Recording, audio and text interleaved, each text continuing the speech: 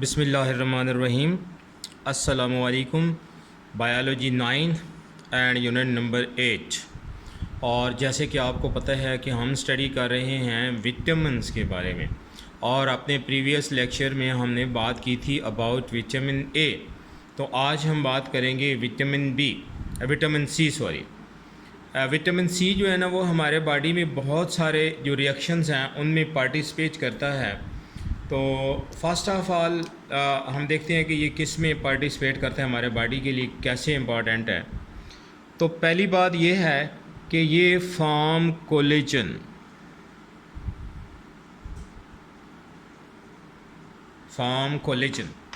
Collagen क्या होता है? कोलेजन एक प्रोटीन है, फाइब्रस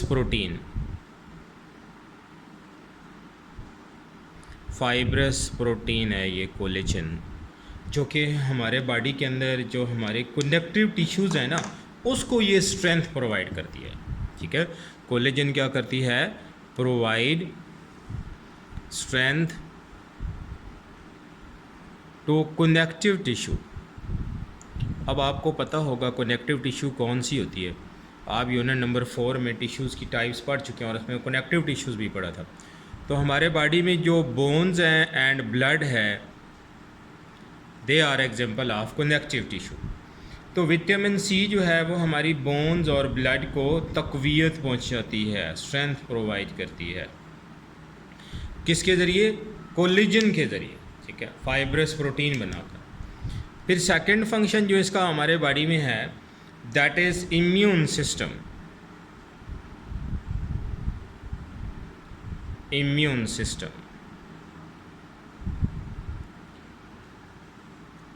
विटामिन सी जो है वो हमारे बॉडी के अंदर जो हमारा इम्यून सिस्टम है, जो हमारा दिफाई निज़ाम है, जो हमारे बॉडी को इन्वेडिंग माइक्रोबीज से प्रोटेक्ट करता है, ये उसको फंक्शन प्रॉपरली, उसकी प्रॉपर फंक्शनिंग में इम्पॉर्टेंट रोल प्ले करती है। ठीक है, proper functioning of immune system, हमारा जो इम्यून सिस्टम है उसकी प्रॉपर फंक्शनिंग में ये इम्पॉर्टेंट रोल प्ले करती है। अच्छा, फिर इसकी सोर्सेज हम देखते हैं जी कि विटामिन सी के सोर्सेज कौन से हैं। इसके सोर्सेज में से पहला सबसे बड़ा इसका सोर्स है सिट्रस फ्रूट्स। सिट्रस फ्रूट्स कौन से फ्रूट्स होते हैं? जिनको हम खट्टे फल भी कहते हैं। सिट्रस फ्रूट्स जो हैं वो तो शादा फल या कच्चे फ्रूट्स, जैसे ऑरेंजेस हैं, इसी तरीके से लेमन्स हैं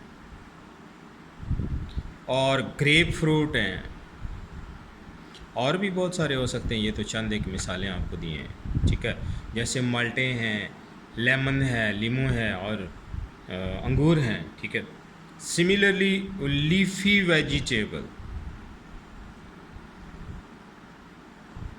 जिन सब्जियों के साथ पत्ते होते हैं, जैसे गाजर है, मूली है, साग है, पालक है। ठीक है, इसके बाद और इसका सोर्स है बीफ लिवर। बीफ क्या होता है? बड़े गोश्त को हम कहते हैं गाय भैंस के। तो गाय का जो लिवर होता है ना, जिसे हम कलेजी कहते हैं और बड़े शौक़ से भी खाते हैं, तो ये भी विटामिन सी का एक और ज़रिया है। जबकि जो मसल्स हैं ना, उनके अंदर बहुत थोड़ी मिकदार में पाई जाती है, माइन्यूट क्वांटिटीज़ इन मसल्स। तो जैसे गोश्त मसल से बना होता है, तो इट्स मीन मसल्स के अंदर विटामिन सी, गोश्त के अंदर विटामिन सी जो है वो कम मिकदार में पाई जाती है। ठीक है, तो ये इसके फंक्शन भी हो गए, फिर इसके अलावा इसके सोर्सेज भी हो गए। अब हम देखते हैं कि इसकी डेफिशिएंसी से हमारे बॉडी को क्या सामना करना पड़ता है, क्या भुगतना पड़ता है। डेफिशिएंसी, विटामिन सी की जो डेफिशिएंसी है ना, इससे हमें बहुत सारे मसाइल का सामना होता है। बट फर्स्ट ऑफ ऑल है कनेक्टिव टिश्यू का जो है ना वो लॉस। उनमें चेंजेस आ जाती हैं कि जो हमारी कनेक्टिव टिश्यूज़ हैं उनमें चेंजेस आ जाती हैं बॉडी के अंदर अगर विटामिन सी कम हो जाए, ठीक है। Changes in connective tissues, okay. अच्छा, फिर इसके अलावा एक और डिज़ीज़ है जिसका नाम है स्कर्वी। वो भी विटामिन सी की वजह से काज हो जाती है, ठीक है। स्कर्वी में क्या होता है, स्कर्वी में चूँकि ये आपको बता रहे थे कि कनेक्टिव टिश्यूज़ जो है ना उनको बनाती है विटामिन सी, तो स्कर्वी भी ऐसी डिज़ीज़ है कि ये कोलेजन की कमी की वजह से होती है, ठीक है।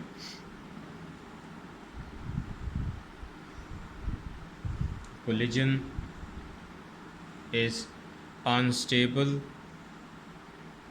और एज ए रिज़ल्ट क्या होता है कि मसल्स एंड जॉइंट पेन हो जाता है, muscle and joint pain. Scurvy की सिम्टम्स स्वेल्वन